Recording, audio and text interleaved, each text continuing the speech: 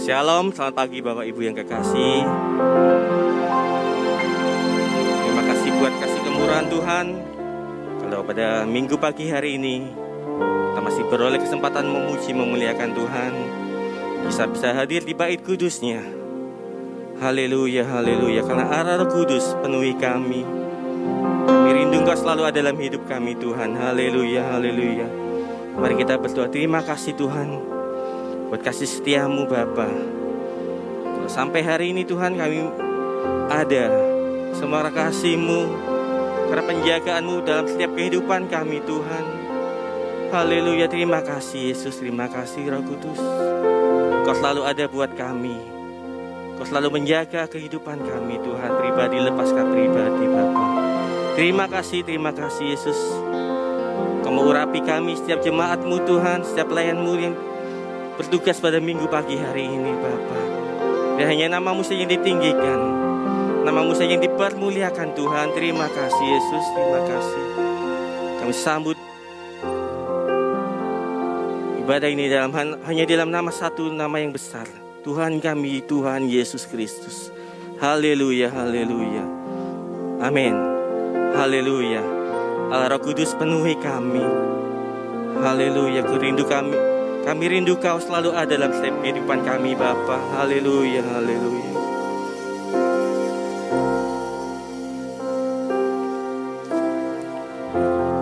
Allah Roh Kudus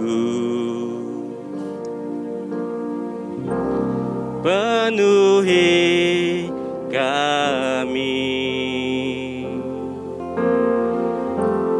Ku rindu Kau selalu dalam hidupku. Allah Roh Kudus, ubah hatiku, jelikan jamalah, ku rindu hadirat-Mu, ku sembah kudus, kudus, kuduslah Tuhan, dan ku sanjung Kau mulia,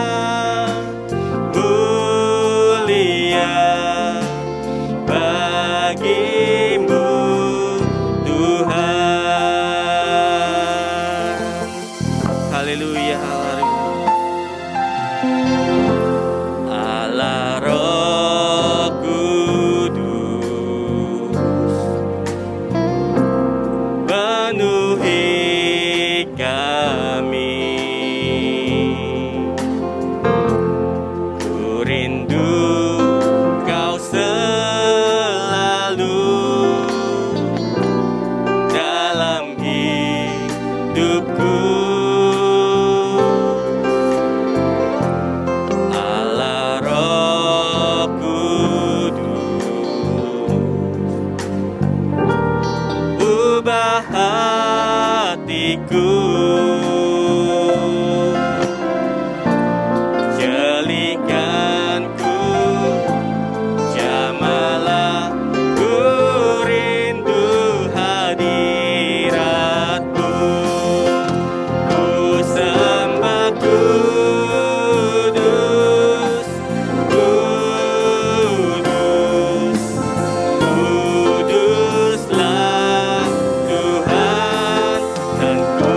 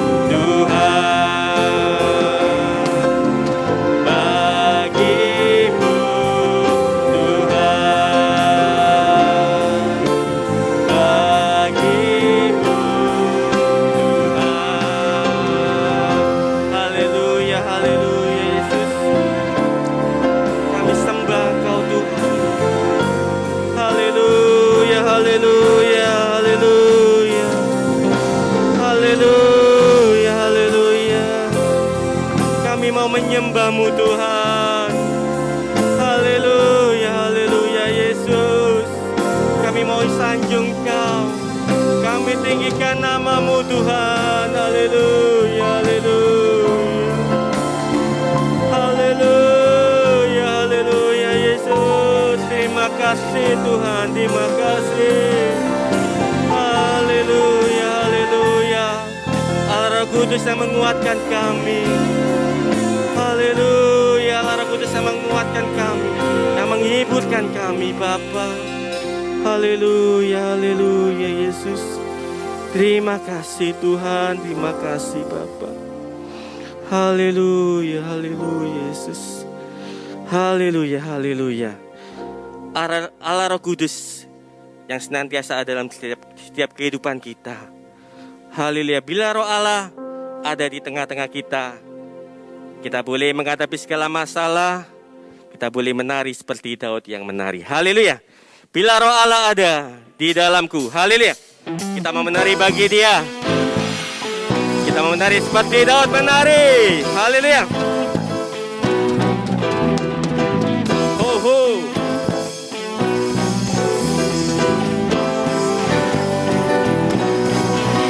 Bila Roh Allah ada di dalamku, ku kan menari seperti Daud menari. Bila Roh Allah ada di dalamku, ku kan menari seperti Daud menari. Ku kan menari, ku kan menari, ku kan menari seperti Daud menari. Ku kan menari, ku kan menari, ku kan menari seperti Daud menari. Bila Roh Allah ada di dalamku, ku kan menari seperti Daud menari. Bila Roh Allah ada di dalamku, ku kan menari seperti Daud menari. Ku kan menari, ku kan menari, ku kan menari seperti Daud menari. Ku kan menari, ku kan menari, ku kan menari seperti Daud menari. Bila Roh Allah ada di dalamku, ku kan menari seperti Daud menari. Bila Roh Allah ada di dalamku, ku kan menari seperti Daud menari. Ku kan menari, ku kan menari, ku kan menari seperti Daud menari. Ku kan menari, ku kan menari, ku kan menari seperti Daud menari. Bila Roh Allah ada di dalamku, ku kan menari seperti Daud menari. Bila Roh Allah ada di dalamku, ku kan menari seperti Daud menari. Ku kan menari, ku kan menari, ku kan menari seperti Daud menari. Ku kan menari, ku kan menari, ku kan menari seperti Daud menari. Ku kan menari seperti Daud menari. Ku kan menari seperti Daud menari. Haleluya. Kita menari bagi Dia. Allah kita sungguh luar biasa saudara. Haleluya. Kita mau siapkan hati kita untuk mendengar firman Tuhan. Kita mau sujud menyembah Tuhan. Kita masuk hadirat-Mu Tuhan. Haleluya, haleluya. Curahkan urapan-Mu bagi jemaat-Mu saat ini Tuhan. Haleluya, haleluya. Kami mau siapkan hati kami. Ku siapkan hatiku Tuhan, tu dengar firman-Mu saat ini.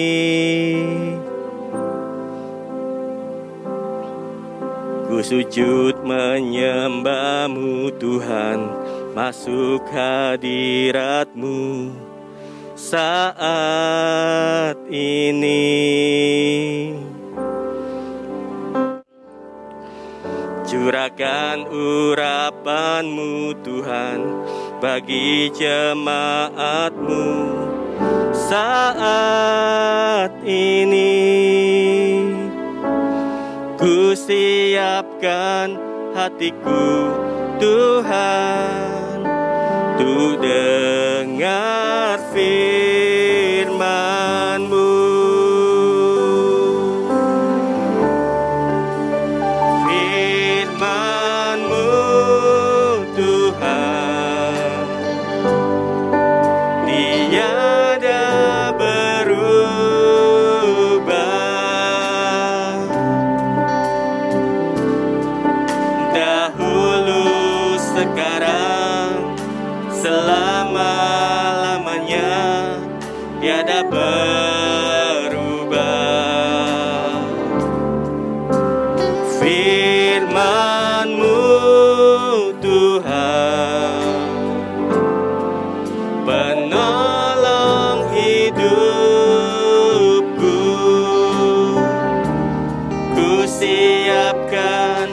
hatiku, Tuhan.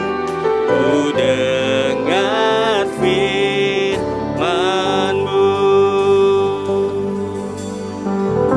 Ku siapkan hatiku, Tuhan. Ku siapkan hatiku, Tuhan, untuk dengar firman-Mu saat ini. Kami sujud menyembah-Mu, Tuhan. Ku sujud menyembah-Mu, Tuhan. Masuk hadirat-Mu saat ini. Curahkan urapan-Mu, Tuhan, bagi jemaat-Mu saat ini. Ku siapkan hatiku, Tuhan, ku dengar firman-Mu. Firman-Mu, Tuhan, tiada berubah.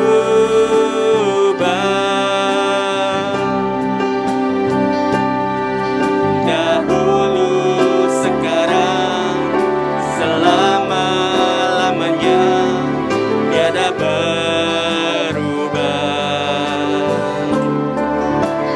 Firman-Mu, Tuhan, penolong hidupku.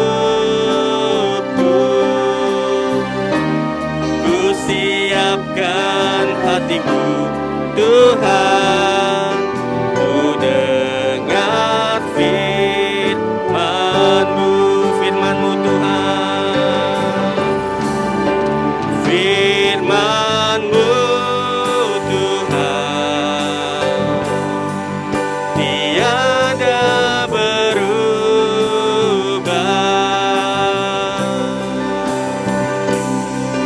Dahulu, sekarang, selama-lamanya, tiada berubah. Firman-Mu, Tuhan, penolong hidup kami. Firman-Mu, Tuhan, penolong hidupku. Ku siapkan hatiku, Tuhan, ku dengar firman. Ku siapkan hatiku, Tuhan. Ku siapkan hatiku, Tuhan, ku dengar firman-Mu. Ku siapkan hatiku, ku siapkan hatiku, Tuhan, ku dengar firman-Mu.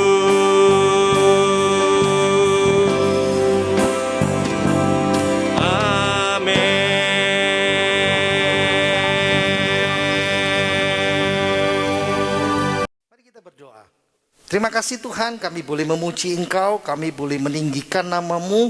Biarlah Engkau disukakan dengan puji-pujian kami, persembahan hidup kami. Kami menyerahkan sebentar pemberitaan firman-Mu.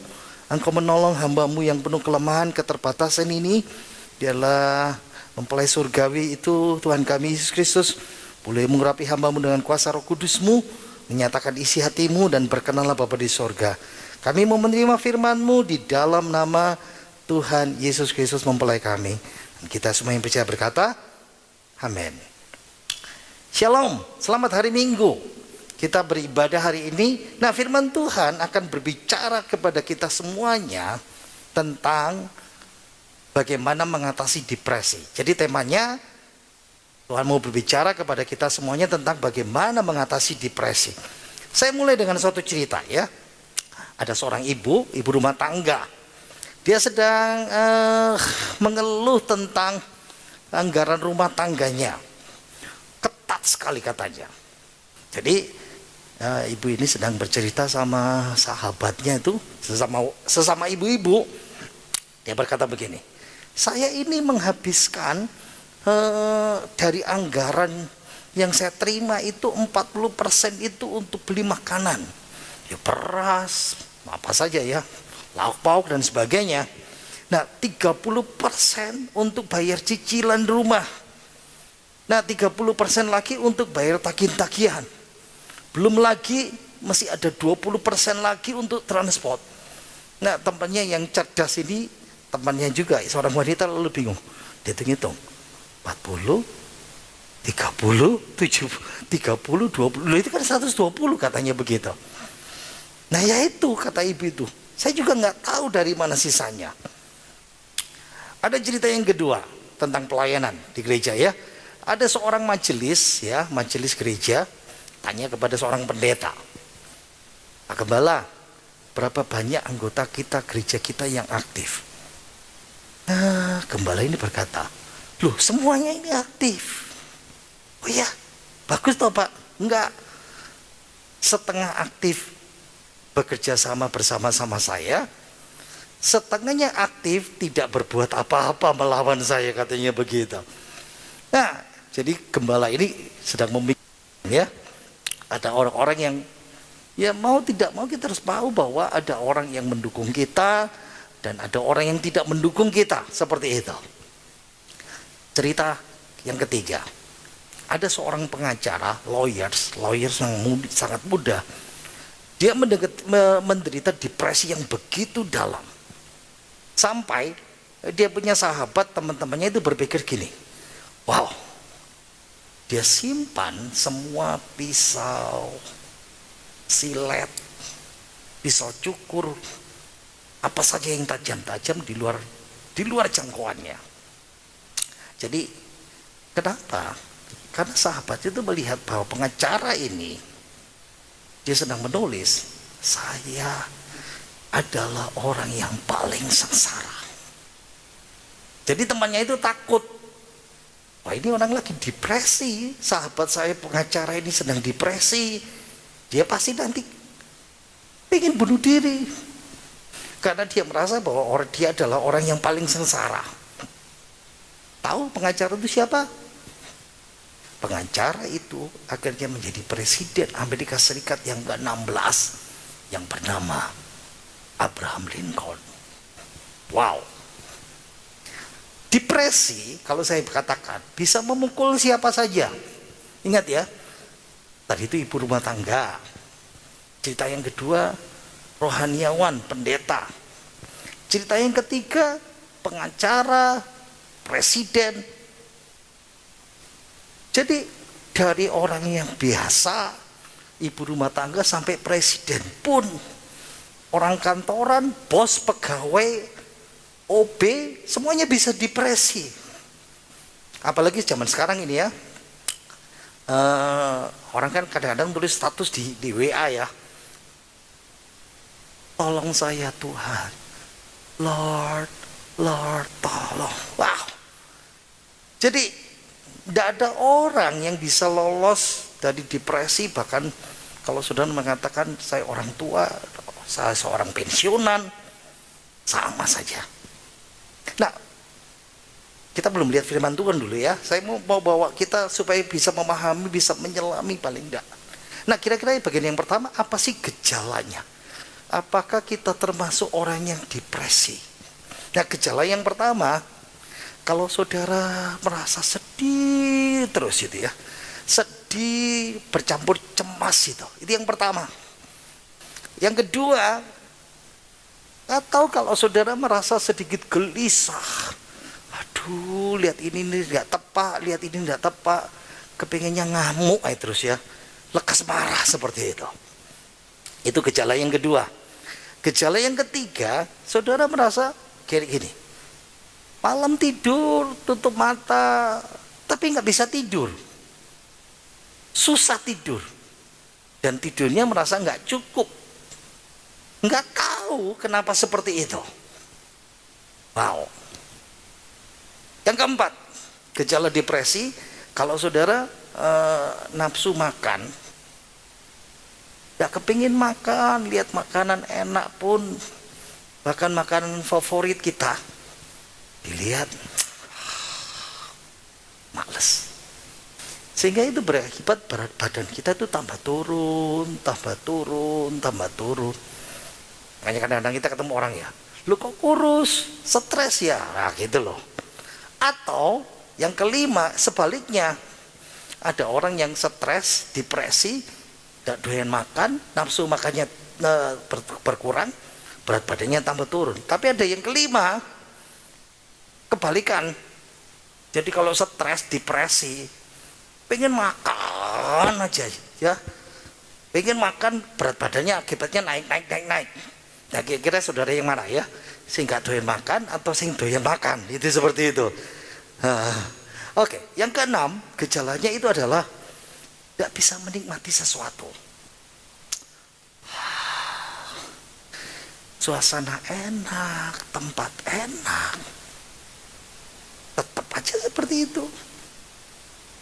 Nah itu berisap ya, berakibat kepada pencernaan kita. Jadi kadang-kadang itu perut itu rasanya gak enak. Ingat ya, stres, lalu tambah nemen jadi depresi. Itu mengganggu pencernaan kita. Dari sakit perut ringan, dari sakit emah, sampai nyeri, sampai kronis, bisa seperti itu. Yang ke-8, diajak ngomong tidak konsen, diajak ngomong, diajak rundingan, atau susah untuk mengingat sesuatu, atau misalnya ditanyai pendapat tidak bisa mengambil keputusan. Yang ke-9 gejalanya, tidak banyak kerja, maksudnya tidak terlalu sibuk ya, tapi kelihatannya capek terus, mukanya itu sayu, kehilangan energi, kelelahan. Nah semakin meningkat ya. Yang ke-10 merasa rasa bersalah, rasa putus asa, merasa saya itu tidak berharga. Dan yang terakhir ke-11 mulai memikirkan apa? Mau mati. Mati aja aku. Pengen bunuh diri. Pengen cepat-cepat meninggalkan dunia. Nah itu berarti kita sudah melihat dari yang ringan sampai yang paling berat. Pengen mati, pengen bunuh diri. Nah penyebab, nah yang kedua, apa sih penyebab umum depresi kita itu? Nah kalau saudara terbiasa lain dengan orang merasa suka sendiri. Tapi orang yang depresi ini dia merasa kesepian. Walaupun di tengah-tengah orang banyak orang, tapi merasa sendirian, terisolasi, kesepian. Nah memang masalahnya kalau misalnya ada orang-orang tertentu yang mungkin terbiasa kumpul orang banyak, lalu keluarganya memindahkan dia karena sesuatu, ambil keputusan dipindahkan di panti jompo. Wah, susah itu. Merasa sendiri, tidak ada keluarga dekat, tidak ada teman dekat. Nah atau yang kedua penyebabnya karena mengalami penolakan. Jadi misalnya jatuh cinta sama seseorang, tapi cintanya bertepuk sebelah tangan, dan dibales. Atau berkali-kali coba kerja dunia usaha, gagal dan gagal. Wow, itu penolakan. Atau saudara mengalami namanya pelecehan fisik gitu.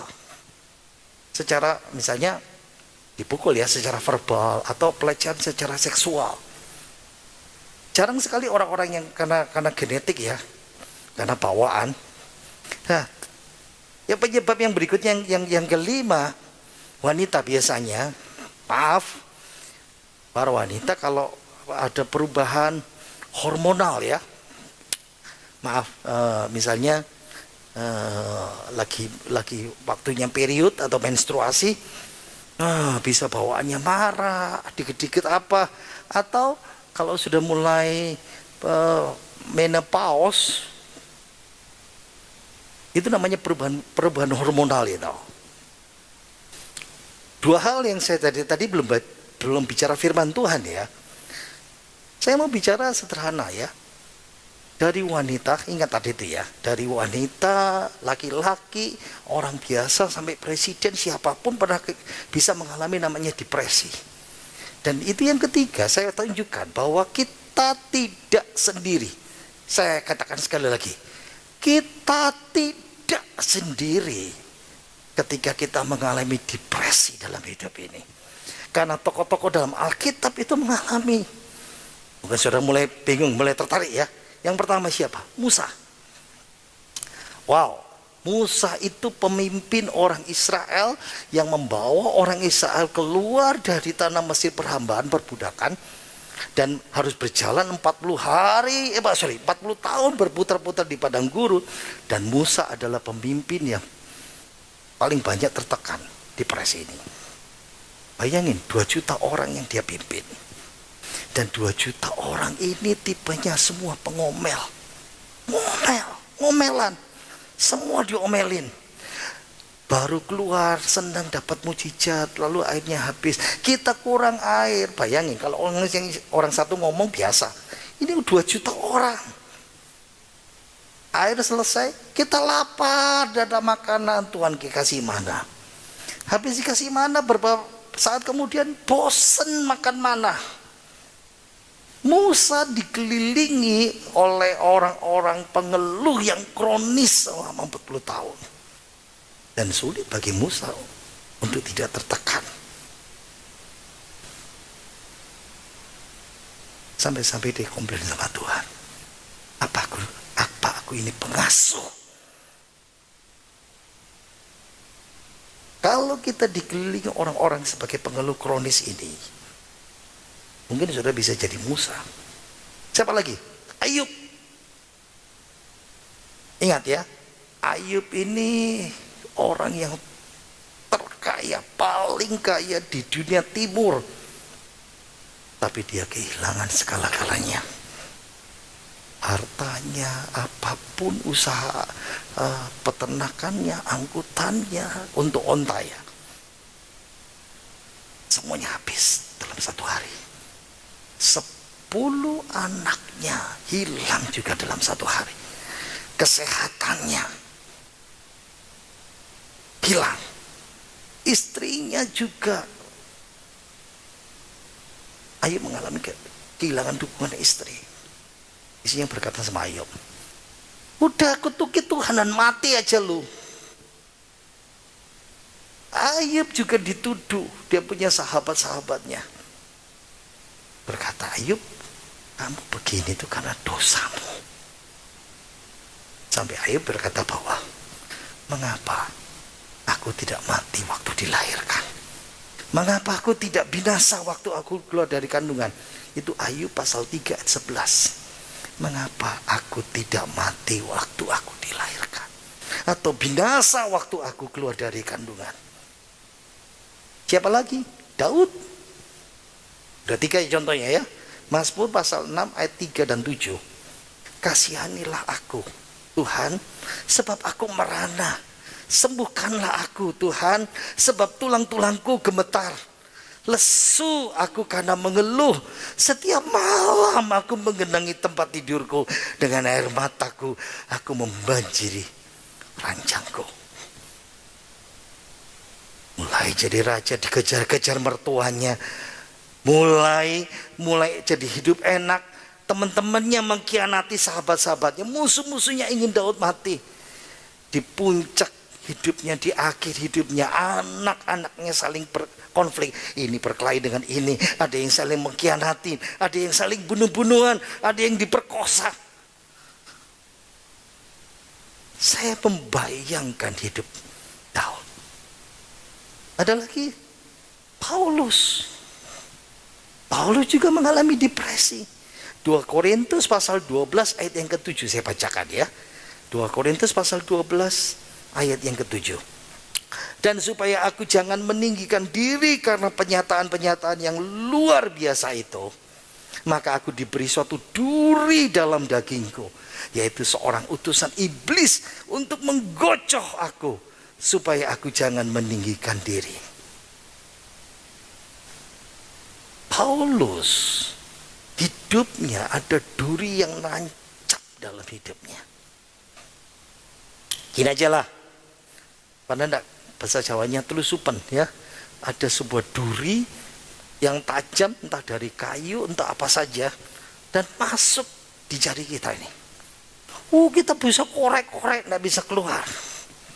Nah, Paulus berkata begitu. Ada duri dalam daging, ada yang pancang yang tajam, tapi tidak bisa dihapus, diambil.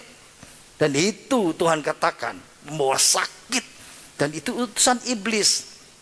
Dan banyak penafsir mengatakan begini ya, kemungkinannya dalam Galatia pasal 6 ayat 11, duri dalam daging Paulus itu sakit matanya. Gini. Ingat tak, waktu Saulus ya, waktu dipanggil, dia kan dapat cahaya terang. Nah, lalu dia buta, lalu disembuhkan melalui doa Ananias. Nah, matanya sembuh, selaput yang gugur dari matanya itu lepas. Tapi itu membawa efek, matanya nggak sama seperti dulu. Makanya ketika kita tulis setiap surat-surat dalam kitab surat Paulus kepada jemaat A, B, C itu dia pakai orang lain sudah tulis. Paulus dikte. Lalu dalam bagian yang terakhir dia tulis, ini tulisanku. Dia punya masalah dengan sakit matanya. Dan itu seperti duri dalam daging. Tapi ingat ya, setan tidak dapat bekerja pada diri orang beriman kalau Allah tidak mengizinkan. Ini penghiburan buat kita. Allah itu pegang kendali, bukan iblis. Amin. Memang depresi kita bisa macam-macam ya. Tapi ingat ya, depresi itu bukan akhir segalanya. Allah tidak pernah membiarkan kita sampai akhir dalam depresi itu. Nah, bagaimana caranya firman Tuhan untuk menolong kita, bagaimana kita menghadapi depresi itu? Yang pertama, bagaimana? Stop komplain, jangan berhenti mengeluh. Filipi pasal 2 ayat 14 saya bacakan ya. Lakukanlah segala sesuatu dengan tidak bersungut-sungut dan berbantah-bantah. Firman Tuhan berkata stop komplain, stop mengeluh, stop bersungut-sungut. Ngomel, mengeluh, komplain tidak membuat masalah kita berhenti, tapi membuat masalah kita tambah pahit dan tidak pernah baik dalam kehidupan kita. Betul, kita punya hak untuk mengeluh sama Tuhan, betul. Tapi mengeluh itu tidak menyenangkan hati Tuhan. Yang menyenangkan hati Tuhan adalah pujian. Tuhan tidak berkenan, Tuhan tidak berkesan kalau kita mengeluh terus komplain. Aku nak komplain kok sama Tuhan, aku komplain sama orang lain. Oke. Kalau kita komplain sama orang lain, jangan pernah berpikir bahwa orang lain pasti simpati sama kita. Mereka hanya sopan saja, sebetulnya nggak tertarik. Kadang-kadang dalam hatinya menyukurin. Stop komplain, ya. Yang kedua, pilihlah sahabat dengan bijak. Pilihlah sahabat yang rohani. Ada 3 ayat yang saya bacakan untuk saudara ya. Amsal 13 ayat ke-20 versi firman Allah yang hidup.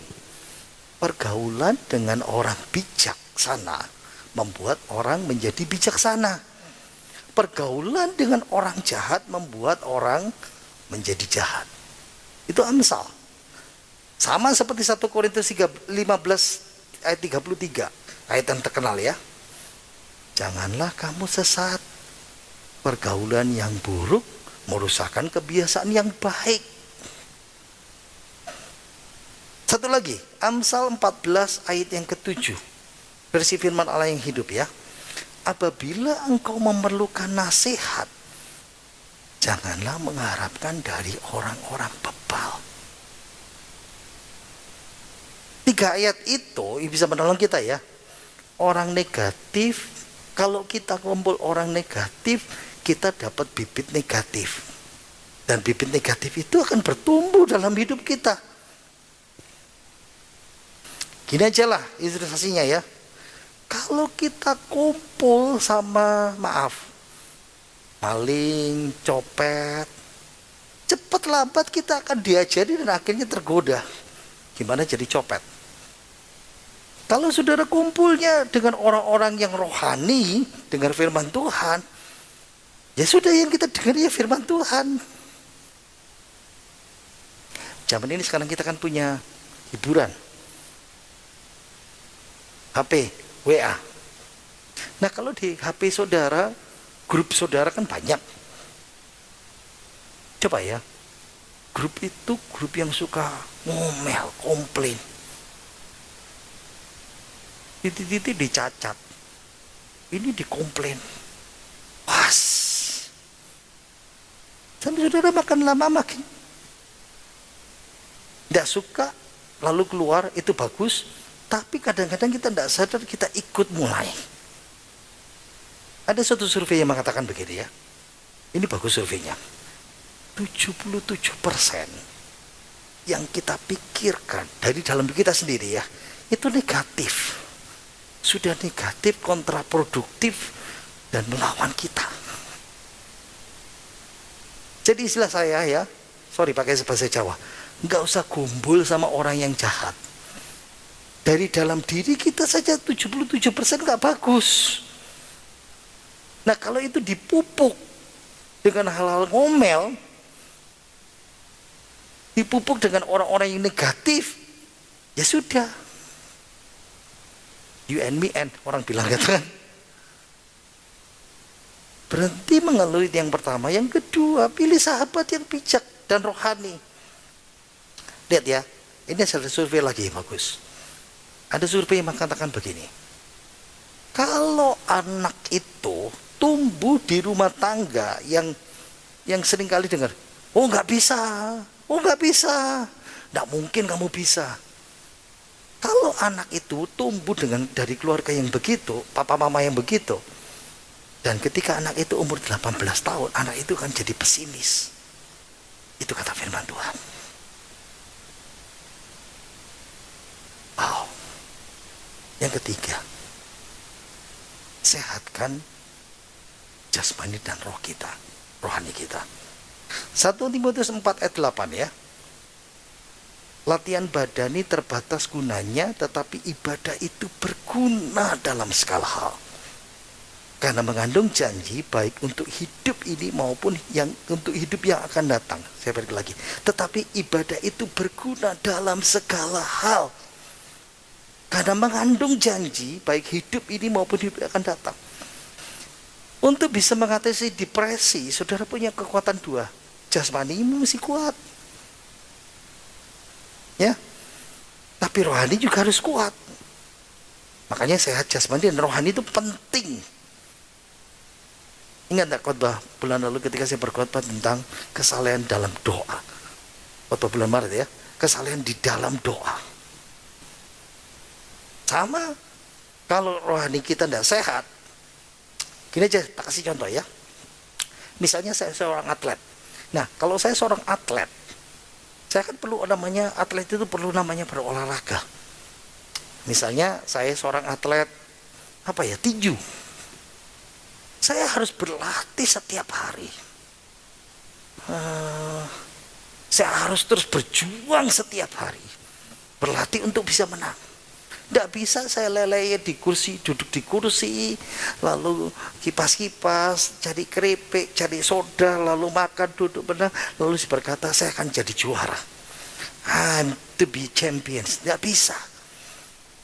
Atlet yang terbaik saya masih diet dengan ketat, latihan yang betul sampai fisiknya sempurna, bertanding dan menang.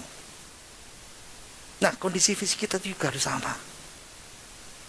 Kenyataan yang menyedihkan adalah gimana kita mau menang kalau rohani kita seperti atlet yang kegemukan, banyak duduk, banyak makan keripik, banyak minum soda, tidak pernah latihan, malas latihan, lalu menjadi lamban. Lalu mau menang terhadap pergumulan? No way. Pasti kalah. Pasti kalah. Yang keempat, tetap teguh dalam Tuhan. Itu yang dilakukan oleh orang-orang yang tadi itu ya. Oleh Daud, oleh Ayub, oleh Paulus, oleh Musa. Saya bacakan Mazmur 121 ayat 1 dan 2. Nyanyian siarah, aku melayangkan mataku ke gunung-gunung, dari manakah akan datang pertolonganku? Pertolonganku ialah dari Tuhan yang menjadikan langit dan bumi. Depresi itu masalah hati. Ya. Coba bandingkan dengan ayat ini. Allah itu pencipta langit dan bumi. Oh. Mata kita hanya bisa melihat ciptaan Tuhan terjauh itu 12 tahun cahaya. 12,5 tahun cahaya. Itu sekitar 112 oktiliun kilometer. Apa itu oktiliun? 112 dengan 0,25 di belakangnya. Tidak bisa pikirkan ya.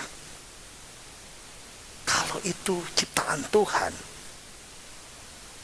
siapa Yonatan? Siapa saudara? Siapa saya? Berapa besar diri kita? Hati kita di sini cuma 1 kilan.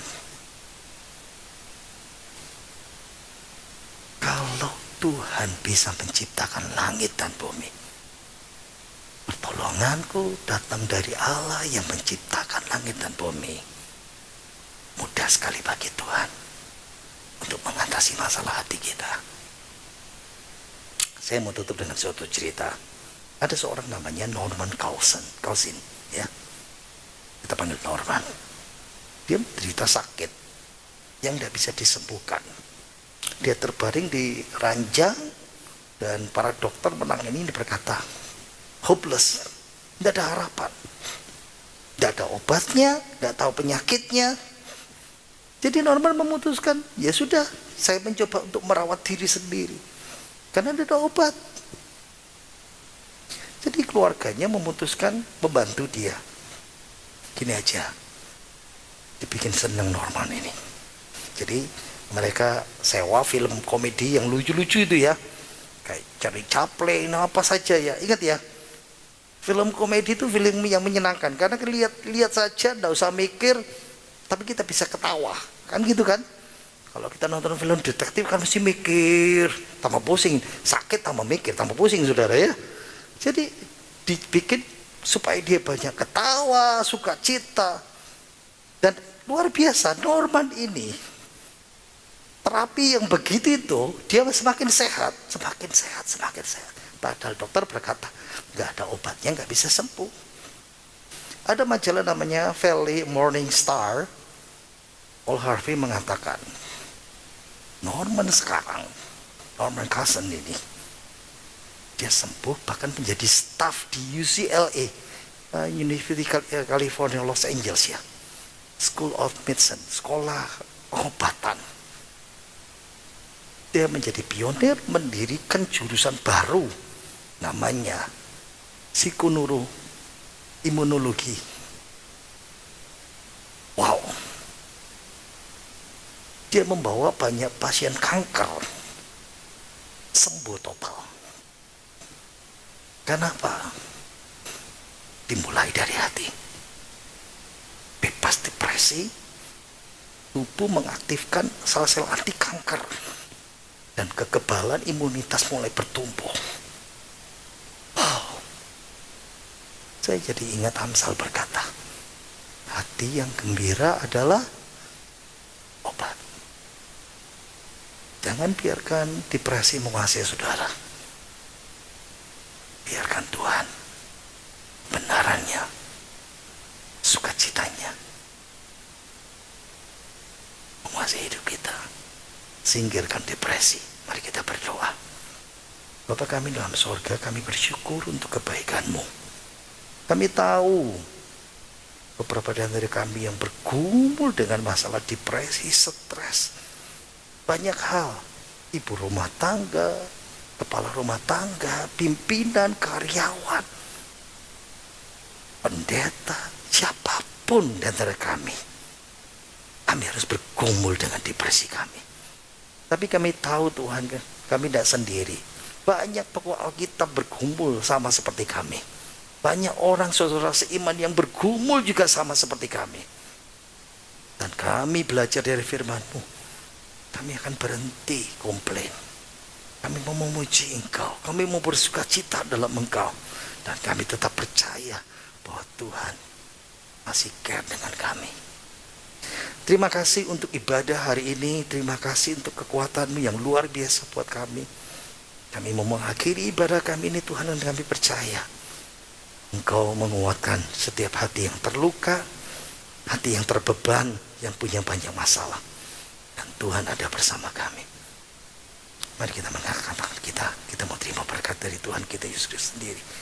Dan kiranya rahmat sejahtera dari Allah Bapa kita, dan kasih yang Tuhan Yesus Kristus, dan persekutuan Roh Kudus memberkati hidup saudara dan saya.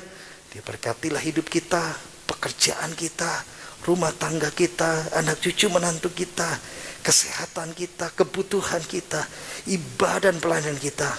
Berkat melimpah roh jasmani menyertai saudara dan saya, dari Yesus Kristus mempelai surga kita. Dan terimalah berkat di dalam nama Tuhan Yesus. Dan kita semua yang percaya berkata, amin. Selamat hari Minggu. Tuhan Yesus memberkati kita semuanya.